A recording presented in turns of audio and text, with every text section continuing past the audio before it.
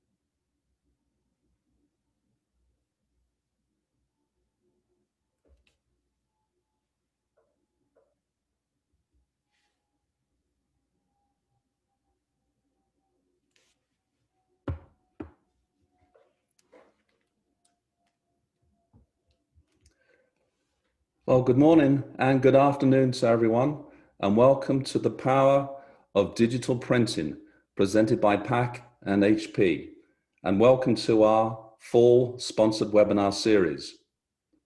My name's Alan Blake. I am the PAC Next US and Food Director, and I'll be your moderator today. My best wishes go out to all of you. I hope you're all well, and I'm really excited by the large number of people who have signed up for the webinar today. What I want you to know is that we will be providing key takeaways from this webinar, a recording, and we'll make the slides available as well.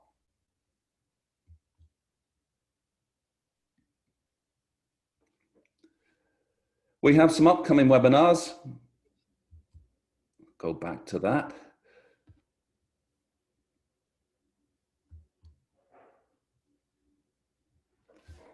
Bear with me one second. There you go.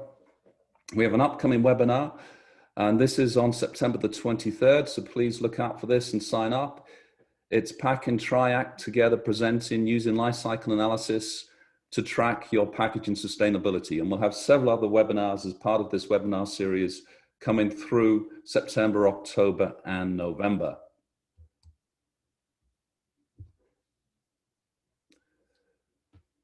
Please note, as part of this webinar, you can ask questions, so you can select the Q&A from the menu. You can hover over the ID number and the menu will display, and then you can enter your question.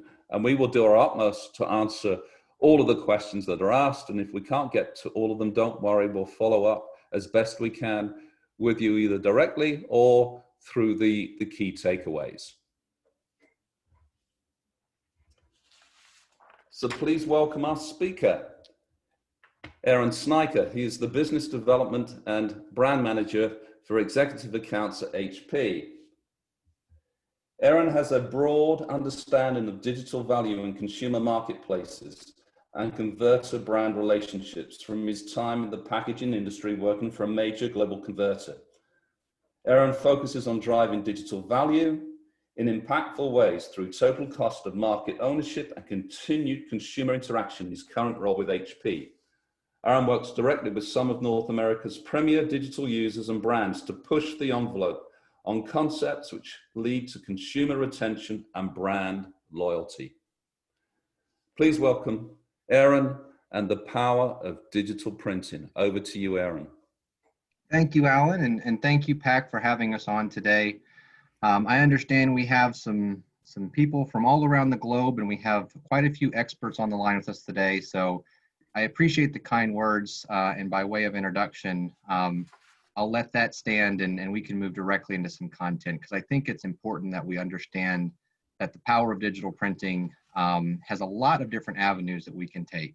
So let's take a look at what some of the things are that we will actually talk about today. We are first going to go through some recent historical trends. We're going to talk about what has happened with the entrance of coronavirus. What has this done to some of those trends? We're going to shift gears and talk about packaging value as brand supply value, because I do understand we have both print providers and print sourcing people on the phone today. And then we'll take a look at some of the reactions that we saw during the previous months. We'll take a look at the growth market because we all love to see numbers. And then, we are in the business of selling presses and manufacturing software for the market. So we will take a quick peek at some of our newest solutions. This was being a DRUPA year. We had quite a few big announcements. Most of that information has been made public in alternative formats, but we'll take a look at them today. So to start with our first historical trend, let this advance here. Couple housekeeping notes we do want to take a look at first. All the information we shared today is going to be publicly available, so please use it. You will get notes on this. Feel free to grab some screen grabs, use the slides to your advantage.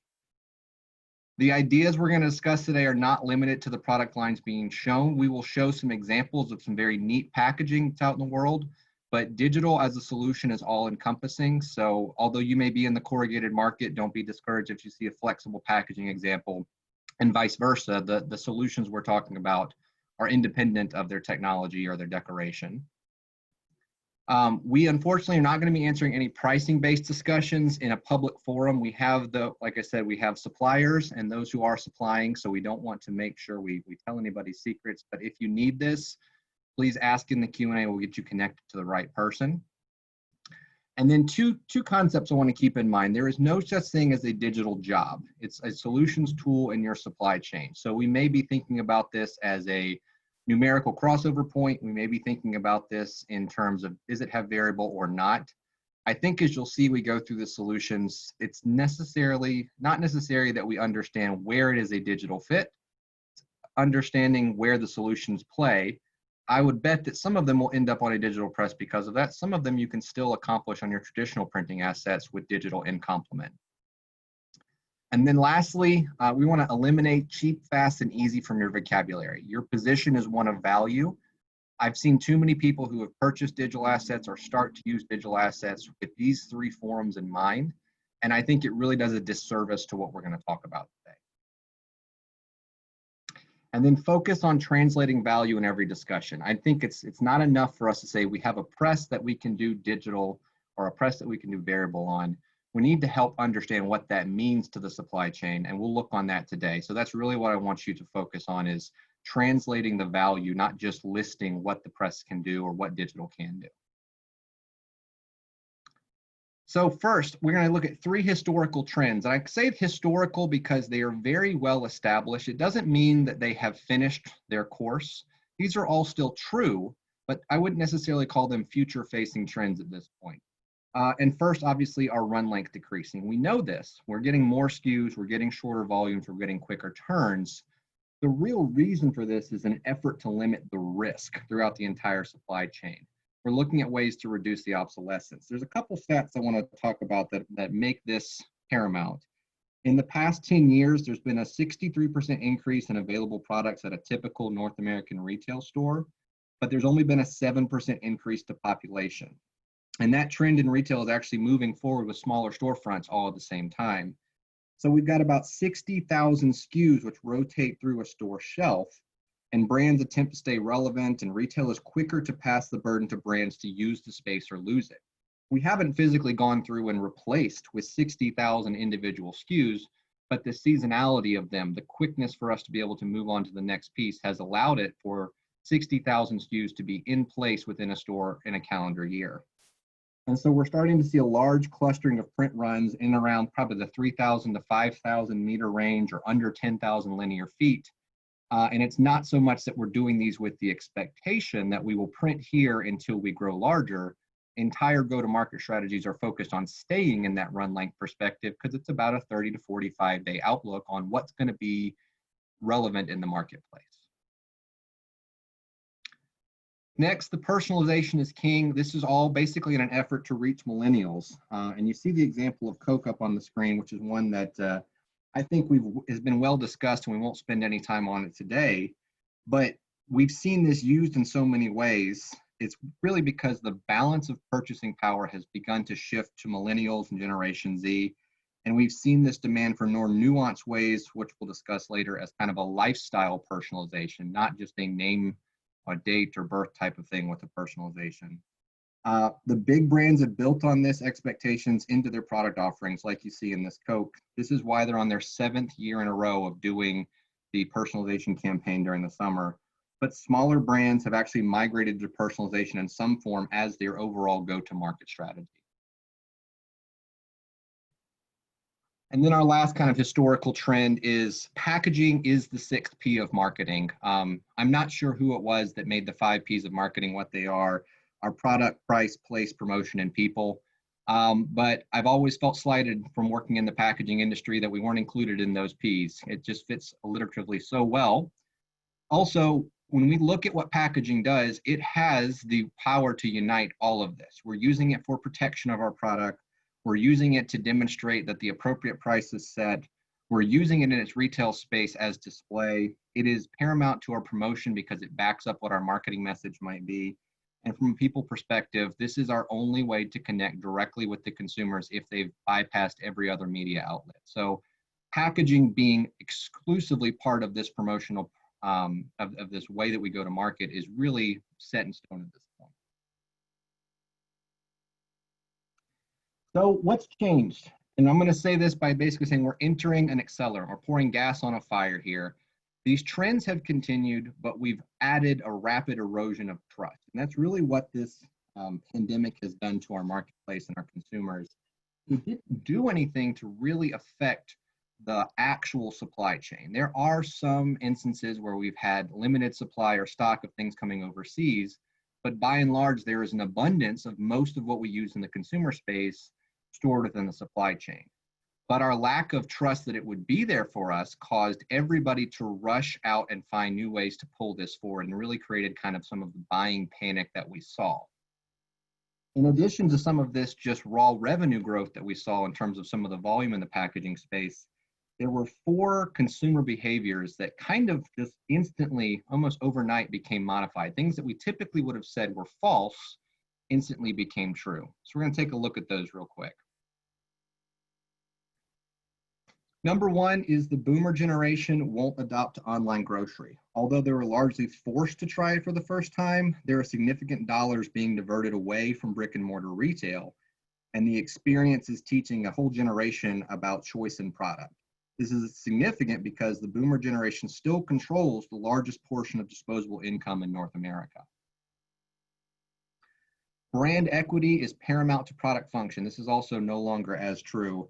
The loyalty of a brand typically was able to trump an inferior product, but decisions to kind of take it where I can get it allowed consumers to experience brands they weren't familiar with before and either reinforce their previous objections or overcome this risk aversion to try something new. And this has allowed some of the brands to react. Core users typically would have abandoned us if they saw change. Those who did value a brand and were able to find it were often finding it in new ways, new channels, and dispelling the marketing myth which drove the fear of larger CPGs.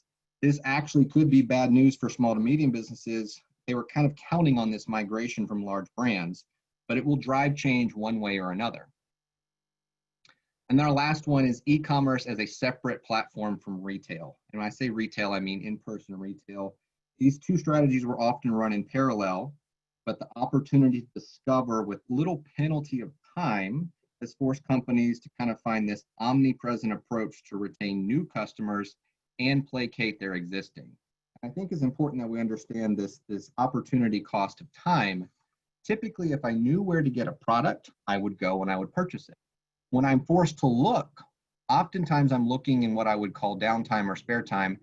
I have the ability to look with limitless amounts of resources at my disposal from the internet to find where I might look to either get that replacement or find a new product that would satisfy the need.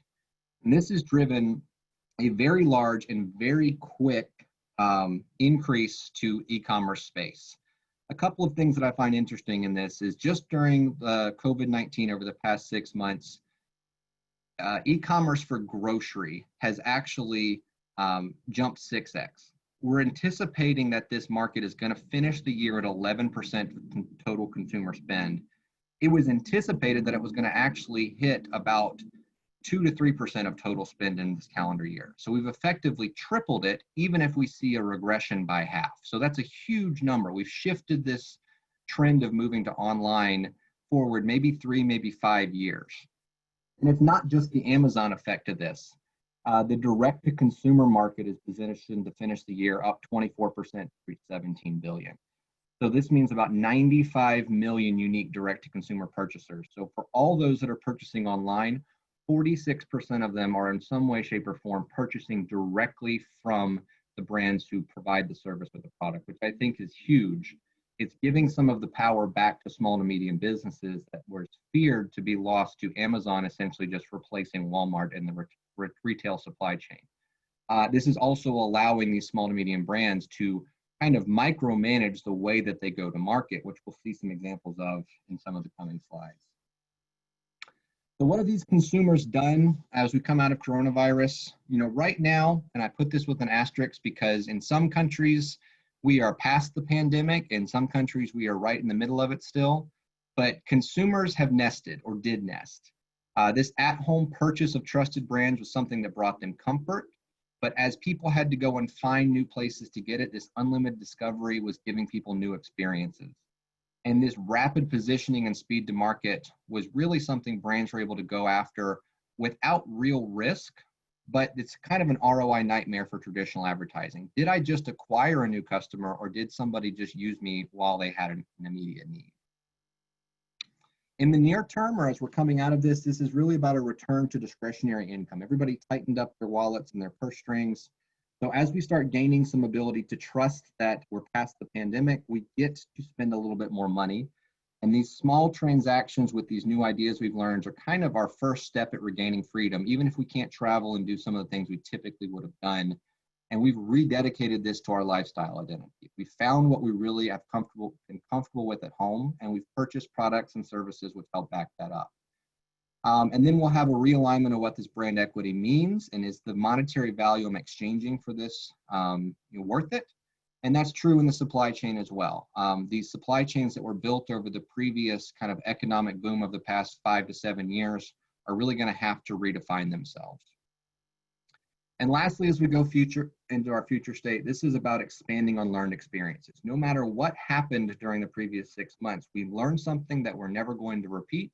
We learned something that we like to do, especially in that e-commerce direct-to-consumer market. If that is something that takes hold and stays, we will see a very large shift into big box brands having to do more things to retain their customers. And really what we'll look at in the future as well is that this cash flow and this rapid ROI is going to accelerate our risk, but we're going to build on the fly. We're going to be able to source products and build products in a supply chain that is built to be responsive, not built to be predictive. And this kind of lands in one place that unites all of us, is that packaging value is supply chain value. Our ability to get our product into those 5 Ps of marketing and add packaging in is just as important as it ever has been, but largely it is driving our only interaction with our consumers in some way, shape, or form. We can't really control where they're going to be coming in contact with it, but we can control what emotions it elicits once they have it in their possession. So some of these new trends that we're going to look at, starting with variable for function. And I'm showing you something here. I'm saying, this is traditionally what we think about with variable content. And what have we really done here? We've kind of made a gimmick. This doesn't work in most packaging applications. We simply can't control the one-to-one relationship that someone has with a package in most of retail. Our Coke example we looked at was a shot in the dark that we were able to find our name, although Coke did a very good job of making sure the correct names were present. But this is really barely tapping the surface of what we can accomplish. If we look at where we can get the information and the source for our variability, we have a lot of options that I don't think we typically think about. The source of our information can be a database, but it can also be lots of different things like our existing artwork for graphic intent. We can look at artist renditions. We can look at randomization or consumer loyalty shopping programs. So we modify what we're using, and then we start to look at where are the places that we can apply this. It can be as simple as putting it in black ink only or in our equity Pantone channels, or it can be things we can do with individual QR fingerprinting or watermarking of our package to a specific way. We can even go so far as to affect raw image creation. You do the math on this. This is just a list I put together from my head, but there's 154 different ways that we can say, I have information, I'd like to explain it some way to a consumer. And when we talk about translating the value, as we listed in one of our first kind of overall themes to consider, this isn't even the most important part. The most important part is, what do we do with these 154 variations to be able to provide solutions? And this is where I talk about variability as function. Too often as printers, we show up to a meeting with someone and say, look, we have a press that can do variable things. And too often as a brand, we make a decision on what digital should be used for before we understand its capabilities. We want to look for, I need a solution to something that we see on this right-hand side, and where can I use some source of data I've obtained on my consumers, and where can I use that in some part of my packaging value to really accomplish something, not just do it because we have the ability. And so I want to take a look at a couple examples of this variable for function. First, in supply chain tracking, this was a flexible packaging example done where Bauman Farms, a ginseng supplying company, was using individual package fingerprinting, in this case, a company called GPass. Sorry about that.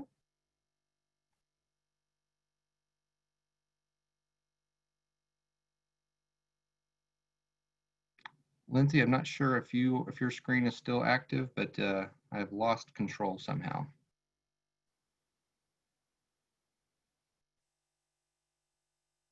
There we go. Okay, apologies for that. We have it back under control now. So we're able to use this in a couple of different ways. First, by having this scan, we understand location of product. We understand, and we can use that to get our stage of distribution. We can also use that at consumer side to get an understanding of who my consumer is. And then I can also get an ID duplication notification. I can get a geographic misplacement. I can look for incorrect metadata. Being able to have one-to-one association with the package, whether it's on the consumer or the supply chain level, gives me multiple solutions for what I can do from that previous slide. When we look at where we might use it in a more consumer-facing section, something like experiential purchasing, I look at this on the right and I say, look, we're going to do a demographic marketing promotion here. We're going to take our Vital brand here and we're going to highlight Women's Day. Traditionally, I might say that's a great candidate for digital, short-run promotional. That makes sense. But that doesn't really give us any solutions for the brand overall, other than a short uptick in sales. When we look at where we could use this QR code that we printed on the package has the ability to take us to a second source of information. Now, in this case, maybe we have a generic QR code that's built for all, and by scanning that, I get taken to an e-commerce application where I'm allowed to start an exchange of information. If I so choose as a consumer, I can give them information on colors that I like, patterns that I like, I can upload images. If I progress through purchasing, I've already given them information on my location, my income levels, the way I like to interact with the product. And then I might turn this back around and I might sell it or give it as a gift with a personalized QR code. So I can have a return of value, and this data exchange gives me an opportunity to upsell or resell or gift or something like that. But now I have a new set of information. Now I have something specifically where this is now turned into Jane's Day. I have her information. I have a personalized QR code. So when I send this back, I give her a second opportunity to scan and interact. And that takes me to an entirely different avenue of where I can use this from a value perspective. I can use this new input source to get goals in social brand evangelism. I could use this to direct them to associated products. If I'm a conglomerate brand, I can direct them to other pieces to my brand puzzle they didn't know they wanted. And as I continue to have this interaction with her, I'm building an individual profile so that I can focus on share of mind rather than share of wallet. And this is my new semblance of brand loyalty in this space, is making an experience that makes me feel personal and unique, not just being able to put a name on a product and say, I bought this, here's the proof. And then lastly, from a variability standpoint, it may just be purely about security. So when we look at security, oftentimes we think about just serialization of numbers. But we have a lot of different avenues where we can look at doing things in a digital press involving very unique graphic embellishments, such as microtext or micro QR codes. We can look at using individual inks. We can use UV inks or taggant-based inks. We can produce digital watermarks. And this allows us to start to layer our security options. So you see the example here, some die lines from a label and die lines from folding carton. If we can replicate and match products for a potential label inside of a folding carton application, we can actually make sure that it is just not worth a counterfeiter's risk or their time to go and try and copy something that has so many different layers of interacting data that all bounce off of each other to validate that they're in the right place in the right time and that they have not been copied or counterfeited. And when we look at the power of digital print just overall, when we layer all these things together, we have the ability to create some very beautiful packaging, which also has the ability to either be very overt or very covert in the way that we use it as part of our supply chain tracking. So this doesn't just have to be for the security to look for duplication. I can use these invisible marks to make sure that it's in the proper place in the supply chain and supply live data back to the supply chain. So again, variable for function is something I want us to start thinking about going forward, not just being able to plug in, data fields and things like that. When we look at our next little trend, uniqueness with strategy. These packages that we see in front of us are wonderful, but do we really know why? For those of you who have been exposed to our SmartStream Designer and our Mosaic software, every single one of these packages was 100% unique, using the power of our printing to actually go and have a database generate raw artwork files at every revolution of the press.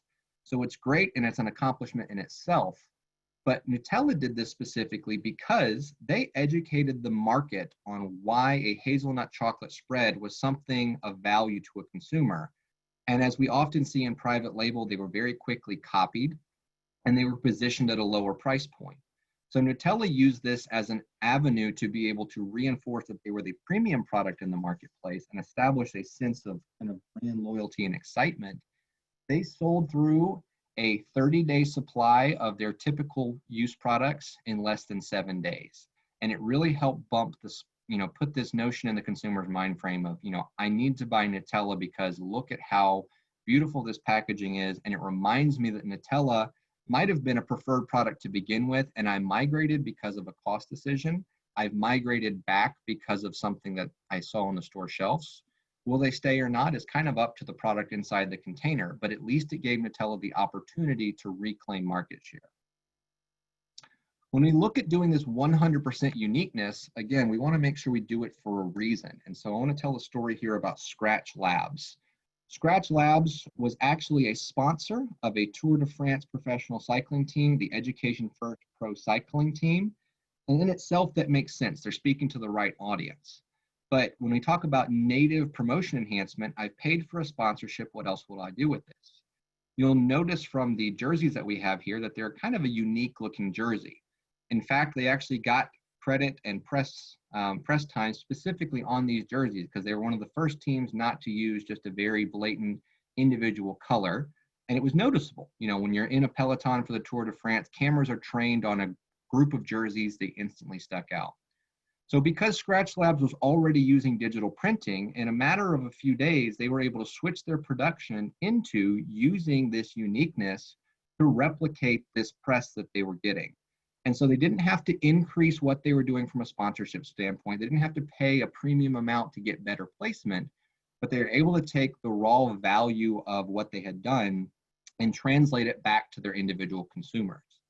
And they did this without increasing their overall price to the consumer, because this was their way to establish additional brand loyalty, pick up on people who are going to be purchasing their product maybe for the first time. And this ability of uniqueness allowed them to have a very premium approach to market without having to go through and consider that the consumer must pay extra to have this arrive at the front door. So, very nice use of digital in a quick reaction to the marketplace. Another one we want to take a look at here when we talk about it having some purpose is the Oreo color-filled campaign. If you guys have seen this, you may have bought some.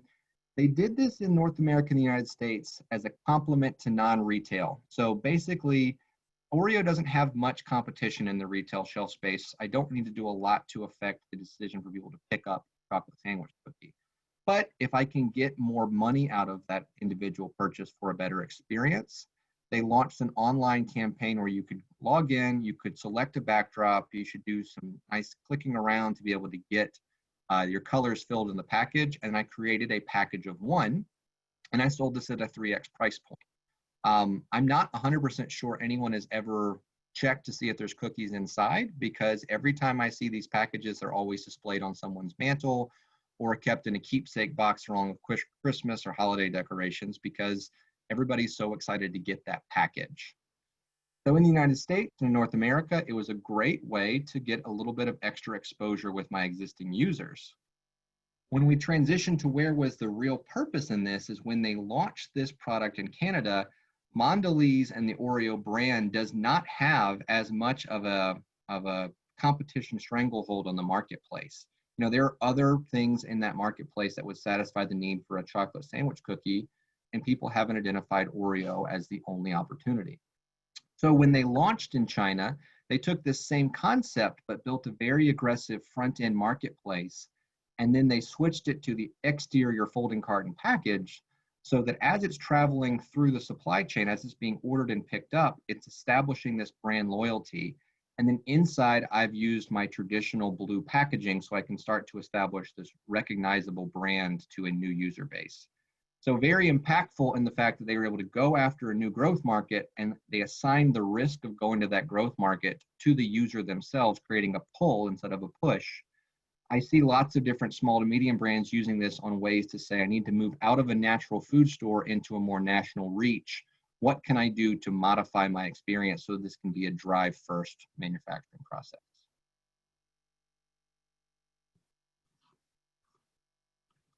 And then lastly, we can even use this power of uniqueness to help us redivert or kind of distract change. So in the indication that we see here, a wine brand that had been traditionally associated with this gold-leafed owl was afraid of the consumer change if they were to switch, but also realized they need to be able to attract new users.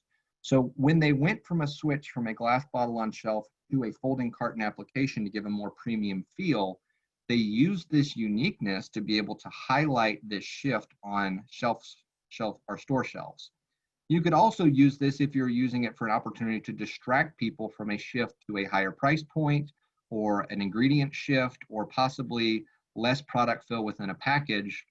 These are all opportunities to say we can make sure that consumers are focused on the package and its uniqueness rather than something I don't want them to see or to highlight something I do want them to see. And then as we kind of look at our last trend here, our responsive retail solutions, this is less of a trend and more of a means of doing business. And basically it comes down to this, is sometimes packaging is just more straightforward. These are great examples, but not every project is going to be that unique and that special. So whether we're in rigid display and specialty, our corrugated and pre-lamination, our folding stock, our flexible tube, our labels and sleeves, sometimes we just need to be able to use digital printing to help me get to market faster. And that doesn't mean just being able to print faster or being able to print without tooling.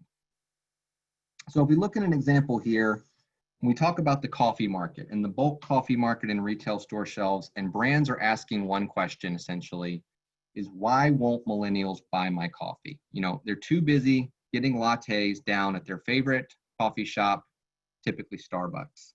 But Starbucks coffee isn't really any better, but the reasons to purchase are so much more gratifying than caffeine and sustenance. So it's about status, about reward, belonging to a group of people, gifting, maybe a morning ritual. And they've been able to take all this emotional connection with the package and move it into a retail store. And they're capitalizing in places that traditional brands might be disadvantaged sometimes. And this general decline in traditional media outlets that comes with this means that brands who want to generate revenue need to compete in places or in ways that Starbucks isn't. So an example here of using digital print to affect our e-commerce, we'll take a look at Tasty. Tasty is a media company. They specialize in making online content and driving users to, social media pages and things like that. But they wanted to launch an actual physical representation of what they were doing. And so they captured this user base, they partnered with the Today Show, and they made a customized coffee solution. And although this on the surface appears to be just variable for the sake of being variable, they partnered with a unique solution where they asked the users to come up with a profile of what they liked. How did they like their beans? What were some of their flavors? What are some different things that they know about themselves? A series of 20 plus questions allowing someone to feel like they have purchased an individual coffee selected for them. In reality, it was a series of decision points that was taking them to 3 or 4 suppliers of existing coffee. But by this point, I'm so invested in the process that I've actually purchased this because it feels like a part of me. They generated 50,000 orders in their first 15 days, about $1 million in revenue when you look at that price point. They were selling these containers, 12 ounces for $20 plus shipping. And when you do the math on that, you make 5 to 6 different pots of coffee during the course of a week out of this.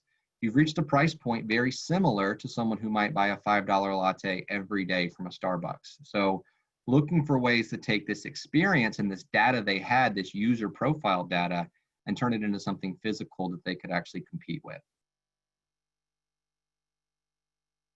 Now, some of you are asking how we're able to do that. This is where I do want to take a look at some of the solutions we're able to provide at HP. They used a program that we have called SiteFlow, and SiteFlow is simply a plugin to your existing workspace where we can take data that comes through order submission. We can automate and route that into templates all the way through printing. It can carry JDF information for finishing and assembly if you're doing kitting. And it'll even collect shipping data so that at the output of this individual product with an individual QR code, I have all the data about where that needs to go. Does it have associated pieces that come with it? And this is something that we can turn on and off in any of our HP assets. And so for small to medium brands who are very quickly trying to find a way to get into e-commerce, the responsiveness of being able to print quicker doesn't have to stop there. We actually can route the information faster and use that information downstream. And SiteFlow is just one of the products that we have that really helps with this transparency. And that's really what speed to market is about, is an exchange of information back and forth, not just pushing the button to move faster. So a few things we have here. We talked about our SiteFlow, its ability to capture, create, and update order statuses with unique logins. So brands can see looks that are different than providers and things of that nature. We also have PrintOS. This allows multiple site production with common JDFs. Also gives a home to unique software applications like SmartStream Designer that we saw in some of our unique applications. Our Brand Center offers a supply chain view of color accuracy, approved design templates, and direct channels with multiple print suppliers. So we can take some of the values of being able to get accurate print and distribute those amongst the network. Some of our presses are even able to achieve full G7 certification. And the newest releases of these presses actually come pre-certified out of the box by ID Alliance, which is very cool.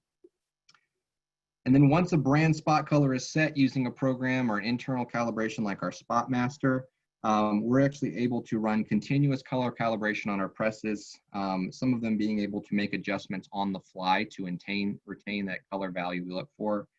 And then true across all of our printing assets, whether it be in indigo, in water-based, or in latex, we have numerous certifications for indirect food contact, Green Guard certifications, recyclability standards, UL certifications. All of these assets are available in PrintOS to share with brand supply chains, so we can spend less time qualifying and more time reacting to the market. And when we look at someone who is able to take advantage of that, when we're tying all of our coronavirus speed to market here, we look at this company called Meat Crafters, manufacturing skinny salamis. Meat Crafters traditionally was a bulk meat and specialty pork processing facility that was sending things to retail or to restaurants and specialty meat shops and things like that to be resold again. They were able to pivot during coronavirus into quickly offering direct-to-consumer options by using some of those things that we just talked about and able to get 30 to 50,000 pouches, about 4,000 meters a run, 7-day lead time. So they are instantly able to move from taking revenue that is being lost from restaurants and pivot into revenue that can be gained directly from consumers.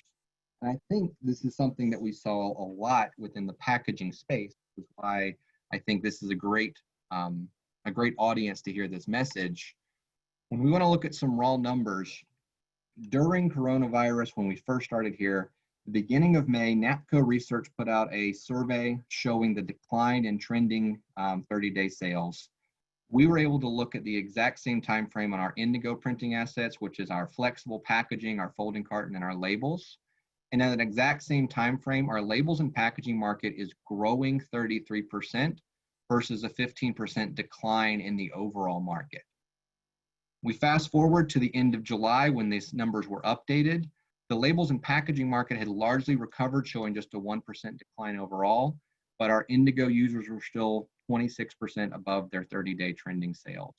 So what we see here is this was an opportunity from being in a transparent working place, from saying I'm going to take a 15% hit for a 3-month period and then get back to normal, versus growing at a 25 to 33% clip.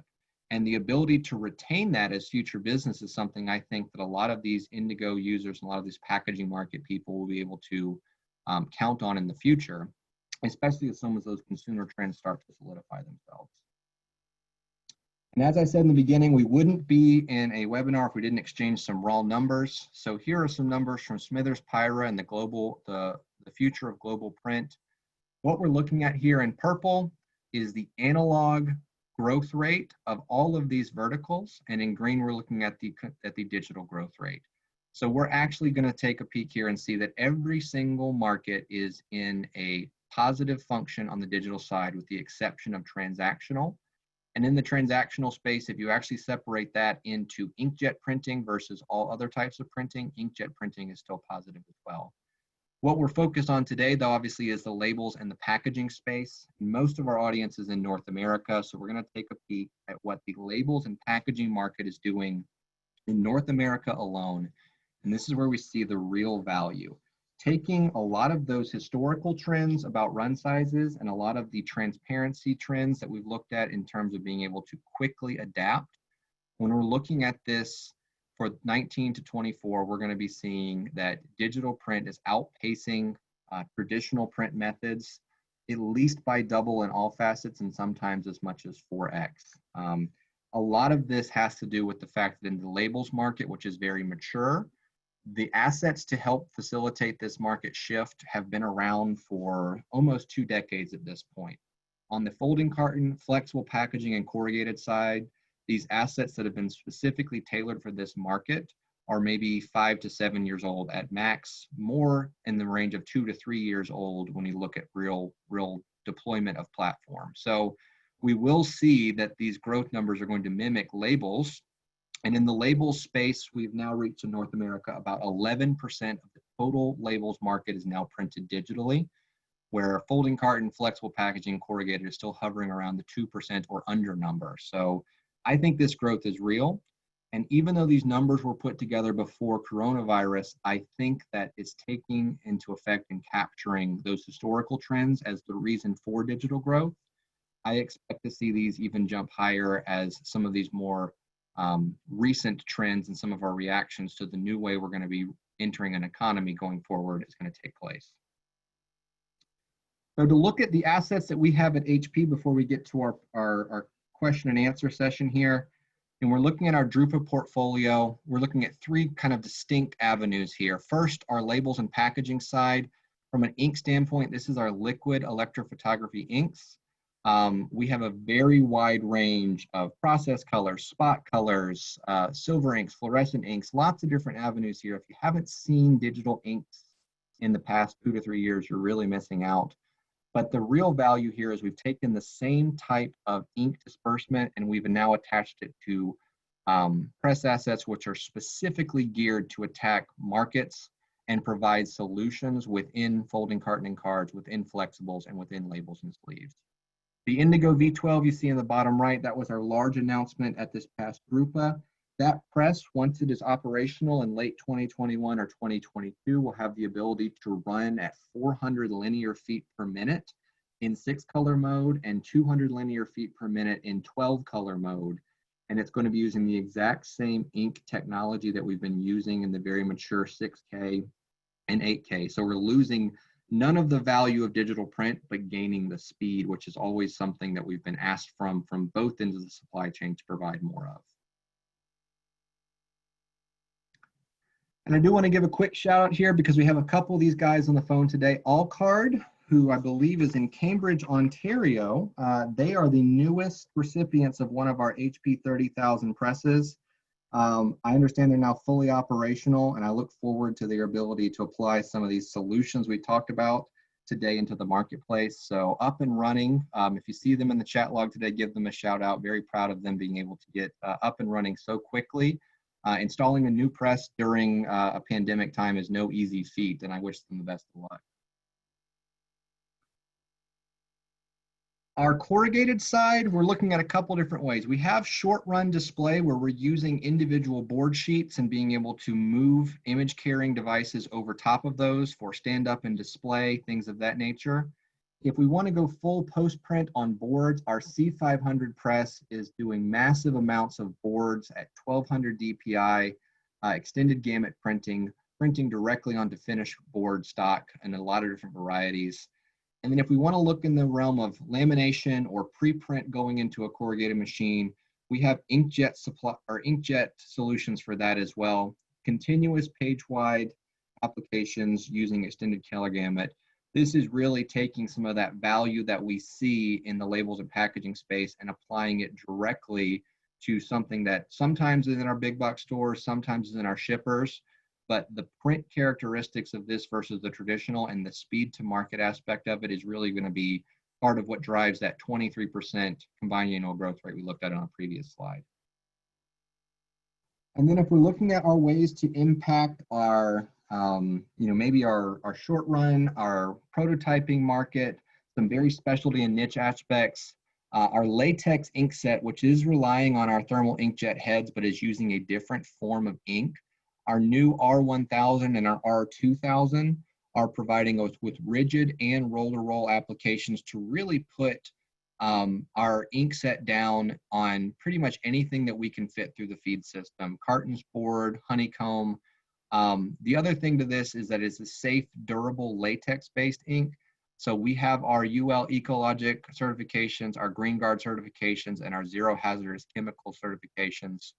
Combining that with a lamination from 3M, we're actually able to get a 6-year warranty on no fade for those individual inks. So when we think about how we're going to affect the new retail space going forward, we can use these assets. When we think about being able to prototype boxes or send out one-to-one relations, it's feasible to think about using these to be able to produce individual folding carton boxes for kiddings and things like that.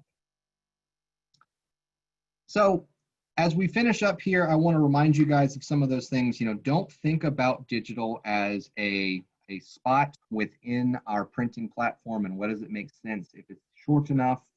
Think about the uses and the translation of value. What are some things we're trying to accomplish within our supply chain, either on the brand side or on the supply side? And how can we use some of the power of digital to be able to affect those solutions? On the phone with us today, we have a couple of our category experts, a couple of our product experts. And in a second here, we're going to turn this over to Alan to moderate a Q&A session. But I also want to let you know that within HP and available through a print provider or available to the brand, we do have other category experts in connectivity for our site flow applications, security inks. We have people who are able to train within design and some of the more unique things we saw in that aspect. And then if you're ever able to travel again in the future, we have user experience centers which show these technologies in action in Alpharetta, Georgia in the United States and in Barcelona, Spain. So I thank you for your time today. I thank you for listening in. We're going to stick on the phone here and let Alan guide us through a Q&A, and then we'll be able to stick around even after the Q&A if there's some more direct information that you guys need from us. So thank you very much for your time. And Alan, I'll turn it back over to you. Thanks, Aaron. Well, wow, you're seeing the comments coming through in the Q&A. So let me just remind everyone that you will receive a recording and the slides and key takeaways, and that'll be sent out tomorrow to everyone who signed up for the webinar. And as you're also seeing, if you hover on the Q&A, you can type in a Q&A question, And this expert panel are already responding to you. So if you'd like to get a connection to that expert panel, get into the Q&A right now and you can make a connection with them. I've got a couple of questions here because this absolutely, as several people said, was eye-opening. And you talked about variable for function, and there's 154 opportunities or variations to provide a solution. So how does someone who's new to digital printing get started here in terms of the process and the protocols so that they can work out what's needed versus what's possible? So how do they engage with HP to try and answer this fundamental question that will help them decide if they're going to look for a digital option? Sure. I would say that if a particular brand has a print supplier that they already use who has access to our technology, we encourage a roundtable discussion there. You know, we want to work independently of that supply chain, but also in partnership to support the things that they might need to have done. So it's not uncommon for us to even host a brand in our Experience Center or on a webinar where we'll have the print supplier, we'll have the brand, and we'll have the people making the decisions about these solutions there to go through a demonstration of, is what they want to accomplish possible? And, you know, do we have the proper assets in place to be able to handle it? And we'll go everywhere from just looking at raw graphics creation down to the nitty gritty of, do we have the appropriate amount of computer processing power to be able to handle these things? If it's something that a print supplier feels that they'd like to control themselves, we 100% encourage that as well. Our print OS and some of our category leads are able to provide additional training at no cost on any of the software solutions we talked about, and provide, you know, even the ability to help prove out proof of concept. But I think it first starts with a conversation about what is it that we want to accomplish. And then we can see, is it something we can do with the existing assets? Do we need to involve multiple print suppliers because maybe there's a folding carton and a flexible packaging option? But it's not uncommon for us to have that conversation with literally just sitting around a table and saying, we want to do something in supply chain, but we don't know how to get it done, and see where it takes us. Okay, let me just extend on that as well. You appear to have what I would call almost a PLM, a product lifecycle management system. You seem to have a complete life cycle. So you could offer a complete management system to a customer if they wanted that. Is that a correct understanding? Yeah, in most cases, there is an opportunity to investigate a full end-to-end. Now, it's not something that HP would control exclusively, but, you know, I could take you through an example of using somebody like an XMPie to help with front-end website generation, using those APIs that they might provide to help link into a print cycle within, you know, an HP product, and then exporting that JDF information to somebody who's in a kitting facility to help with pack out and to get something taken care of. All the while printing unique marks on that can control everything from consumer engagement all the way through end of life cycle with sustainability. We're happy to introduce people. We're happy to work through existing print suppliers. But really we're more about plugging this into your overall solutions. If you have something you're already using for this in your traditional printing, or if you have a customer who shows up and says, I want to do this, but we have to export data into ColorCert or something like that, we're open source on our end. So we're able to just have that data be distributed as needed. And we also will take data anywhere we can get it to accomplish those goals. Great. I've got a few questions here as well that just step down slightly from all of this high-powered capability. And folks are asking about, well, you shared normal examples, you know, not personalized or pack versioning, but just a good alternative to conventional print, perhaps limited editions. So absolutely people should come to you and talk about limited editions. That's a fair conclusion. Yeah, I would say they should speak with us or speak with their print supply network for limited applications. That's kind of what we would call the no-brainer aspect of it.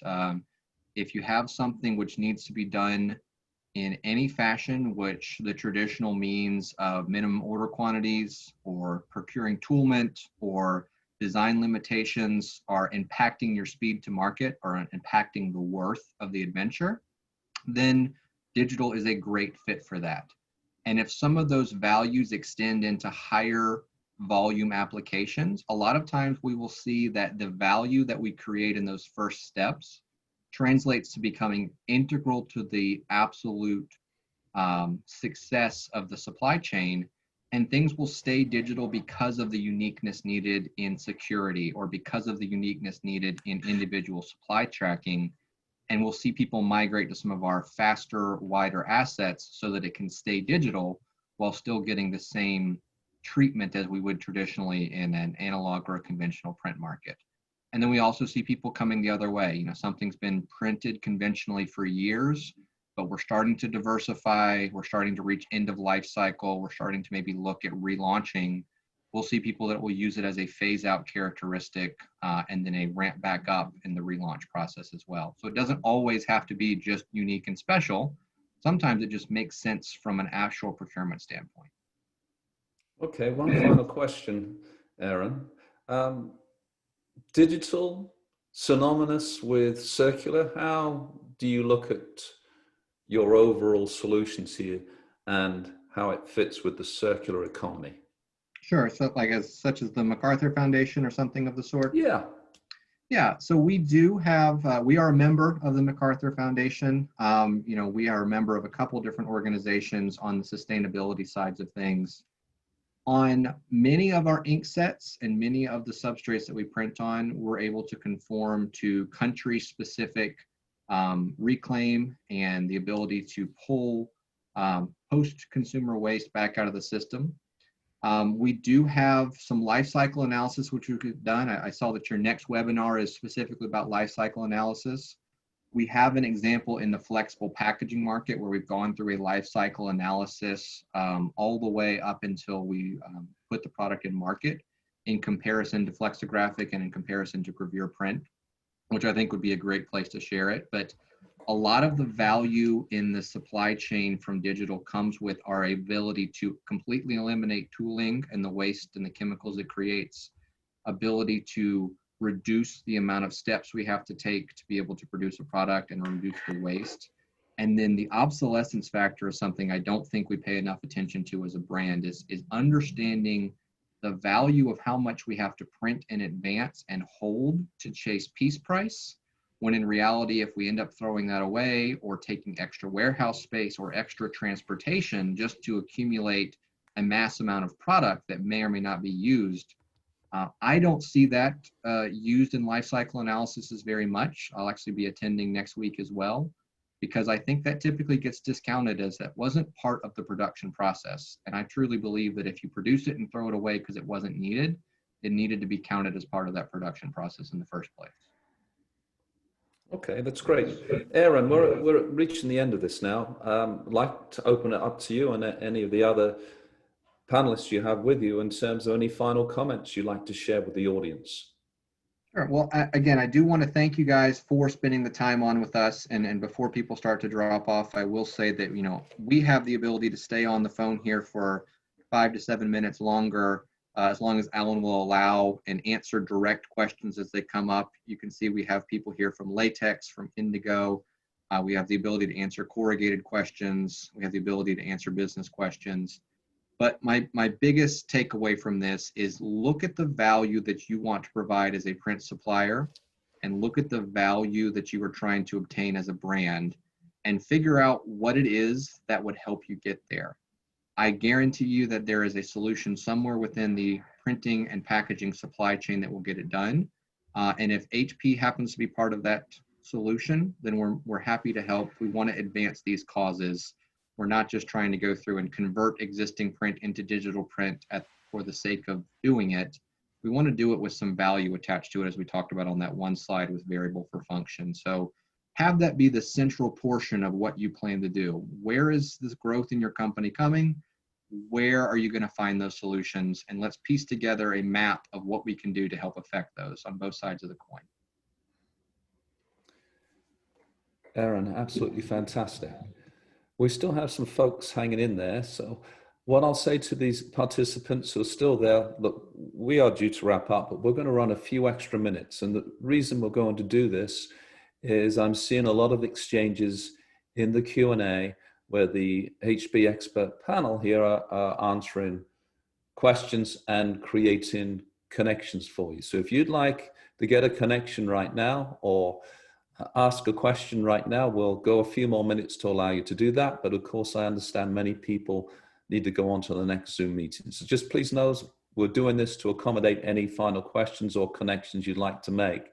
And again, thanks to the HP panel, in particular, Paul seems to have been very active there in answering many of the questions.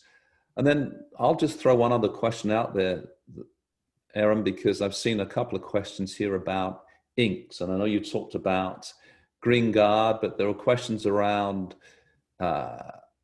compatibility with food, contact applications, and thermal resistance, and things like that. So where would people be best advised to go to get the relevant information on HP inks?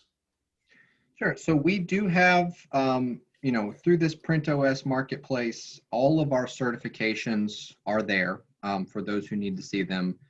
The print suppliers who have our technology have access to these white papers and these certifications for any number of things. If we happen to be in a situation where we don't have an existing print supplier or need to do some brand specific qualifications with the intent of maybe doing something in the future, I'd encourage those brands to reach out to myself or reach out to Paul McCarthy, who you saw on the phone as well, and we will connect you with the relevant data, hoping that we can also connect you with a few people who are going to, in the future, be able to provide those solutions to you. But again, that is all public information. We just don't have a public-facing space where we have those sit and park, because it does include some very technical data on formulations and things of that nature. Happy to share them for people who need them, not necessarily something published out on a generic website. Thanks, Aaron. And just one other comment coming here, looking at these questions. You talked about, the fact that there is some element of outreach here in terms of training and engagement. And I see Mohawk College, obviously, they're supporting their digital print courses. So how, again, you offer training. You offer training, I guess, in various formats. Do you want to just comment on that again? Sure. So a majority of our training does come through our print suppliers with making a connection throughout the supply chain. But we don't usually put limits on who can attend those things. A couple things that have been interesting is that HP has partnered with Adobe Max to be able to actually help give designer-based software versions of some of our more unique applications in variable printing. And so if somebody is familiar with Adobe software, they can actually go into Illustrator or InDesign and download plugins, which will allow them to play with some of these unique assets. And there's abilities to source individual templates and things like that as well. And it will help them to play around with the concepts, give them training on those concepts, and then they can output to a PDF to take a look. If they want to go so far as to output for live product, they can then connect with someone who has a full licensed version of the software to be able to send these directly through to our presses. I'd also encourage you to look at our HP Graphics Arts YouTube channel. There are lots of links there to be able to take you through video versions of trainings in some of these softwares and things like that. And again, if there's something you feel that you're missing, when you have this PowerPoint in your possession, reach out to anybody on that list to get some direct information on those questions. Okay, well, that's been absolutely brilliant. I think we've covered most of the questions, if not all of the questions that were answered here. This has been an outstanding webinar. Please come back. We'll have you anytime, I tell you, with the quality of information and content that you shared with us today. So my thanks to you, Aaron, and the whole HB team. Good luck. Stay safe. We will make sure that you get all the follow-ups as needed to connect with the folks that wanted to do that, and you've seen several here. But again, huge thanks to you. Enjoy the rest of the day, and we'll end the webinar here. All right, thank you. And thanks to all of our participants. Stay safe, stay well. And again, you'll get a copy and recording of the presentation today. Thanks again. Bye-bye.